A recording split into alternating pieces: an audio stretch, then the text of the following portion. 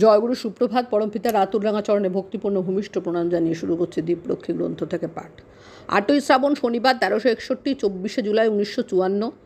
জুলাই মাসের ঋত্বিক অধিবেশন চলছে। দুপুরে বিশ্রামের পর শশী ঠাকুর বড়ালের বারান্দায় বসেছেন। খুব বৃষ্টি পড়ছে। বৃষ্টি একটু কমলে জ্যোতি আশ্রমে যাওয়ার ইচ্ছা প্রকাশ করলেন।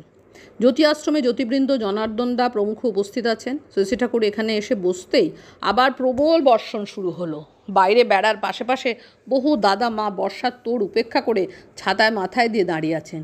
বর্ষা কমলে আবার অন্যান্যরা এসে দাঁড়াচ্ছেন, আকুল নয়নে দর্শন করছেন তাদের হৃদয় দেবতাকে। টুকিটাকি কথাবার্তার পর শশী ঠাকুর বলছেন, আর এই 10 জন গ্র্যাজুয়েট যদি জোগাড় করতে পারিস তো ভালো হয়। এই সব যাজন চৌকিগুলোতে বসবে। হরিনন্দন যেমন তার ওখানে নিয়মিত বসে। এই অধিবেশন উপলক্ষে একটি আশীর্বাণী দিয়েছেন শশী ঠাকুর। সেটার কথা উল্লেখ করে শরৎদাকে জিজ্ঞাসা করছেন, ওটা কেমন হয়েছে শরৎদা? শরৎদা, খুব ভালো। একটু পরে, আচ্ছা এই একলব্যের ফ্যাক্টটা আমরা কিভাবে সমর্থন করব?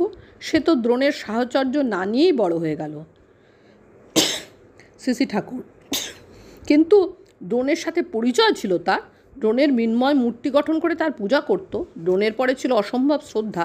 ওই শ্রদ্ধাই তার পথ প্রদর্শন করেছে। তার ওই মূর্তির সেবা পুজো আরাধনা করতে করতেই তার প্রজ্ঞা জন্মালো।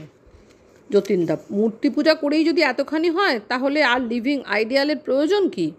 শশী ঠাকুর, ওই যে লিভিং আইডিয়ালের সাথে তার দেখাশোনা ছিল। শরৎদা, দ্রোণ তো একলব্যকে প্রত্যাখ্যান করেছিলেন। শশী ঠাকুর, কিন্তু একলব্য দ্রোণাচার্যকে প্রত্যাখ্যান করেনি। সেই জন্য আমি কই, ভগবান তোমারে ভালোবাসুন কি না বাসুন তাতে বেশি কিছু আসে যায় না, তুমি কিন্তু তাকে ভালোবাসো। একটু থেমে বলছেন, দেখেন ধনুর্বেদ বলে একখানা বই আছে, আমি শুনেছি, পারেন তো বইখানা জোগাড় করবেন।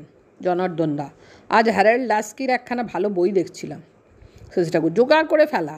আর আমি কই, ক্যাপিটাল নামে একখানা বই লিখতে পারিস কিনা দেখ, তার মধ্যে দ্বন্দ্ব থাকবে না। তোমার মতন করে তুমি সব প্রশ্নের উত্তর দিয়ে যাবা। যে বই পড়ো নোট করতে হয় প্রয়োজনীয় জিনিস, নোট না করলে পরে মনে থাকে না। অঝোরে বৃষ্টি হচ্ছে। শ্রাবণের বিকাল বেশ কালো রঙের হয়ে উঠেছে। সামনের সেগুন গাছগুলি থেকে টুপটুপ করে বৃষ্টিধারা পাতায় পড়ে মাটিতে পড়ছে। এর মধ্যে লোকজনের যাওয়া আসার অন্ত নেই। দূর থেকে শশী ঠাকুরকে প্রণাম করে তারা কেউ ছাতা মাথায় দিয়েই একটু দাঁড়াচ্ছেন, কেউ বা কাছাকাছি কোনো ছাউনির তলে গিয়ে দাঁড়াচ্ছেন। জ্যোতি আশ্রমের বারান্দায় শশী ঠাকুরকে ঘিরে কতিপয় ভক্ত সমাসীন। শরৎদা প্রশ্ন তুললেন, যারা মদ খায় তাদের অনেকে বুঝতে পারে যে মদ খাওয়াটা খারাপ, তবুও ছাড়তে পারে না।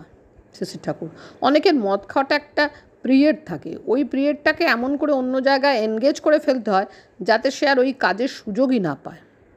জনার্দন দা, ঠাকুর, আমাদের তপোবন বিদ্যালয়ে কীভাবে শিক্ষা দিলে ছোট ছেলেরা 3 বছরের মধ্যে ম্যাট্রিক পাশ করতে পারবে? শশী ঠাকুর, কতগুলি জিনিস আছে, সেগুলি আমরা এখনও করে উঠতে পারিনি। ওই যে ছোট একখানা বই আছে যার মধ্যে শেক্সপিয়ারের বড় বইগুলি ছোট করে লেখা আছে, আমি সেই রকম বই লিখতে বলেছিলাম। যেমন উপক্রমণিকা আছে, ওই উপক্রমণিকা পড়েই কতজনে মেরে দিয়ে গেল। এডুকেশন ট্যাকটিস এমন হওয়া দরকার যে ছেলেপিলে টেরই পাবে না যে সে পড়ছে। এমন সব স্কিম আছে, কিন্তু তা আমাকে না খোঁচালে তো বেরোবে না।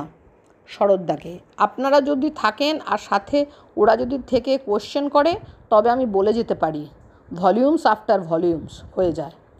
জনার্দন দা, অন্যান্যগুলি এরা একরকম, কিন্তু গ্রামারের বা ওই জাতীয় জিনিস ঠিক করতেন কি করে?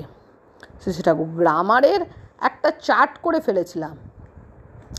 শব্দরূপ ও ধাতুরূপ প্রকরণ মানে কি, সিনট্যাক্স মানে কি, নাউন মানে কি, এইরকমভাবে সাজাতাম। আবার এর সাথে সাথে বাস্তব রকমের সব এক্সাম্পল দেওয়ার ব্যবস্থা করতে হতো। যেমন ধরো, নাউনের উদাহরণ দিতে হলে কও, এইটি খুঁটি, এই খুঁটি, খুঁটি হলো নাম বা নাউন, ক্রিয়াটা হলো ভার্ব, এইভাবে বোঝাও। ছাত্রছাত্রী নিয়ে এইভাবে আমি ক্লাস করেছি, আপনারা তো দেখেছেন। শরৎদা, আপনি তো খুব ছেলে বয়সে স্কুল ভর্তি হওয়ার কথা বলেন না। শশী ঠাকুর, 12 বছর বয়স থেকে ফার্স্ট টার্ম আরম্ভ করার কথা বলেছি।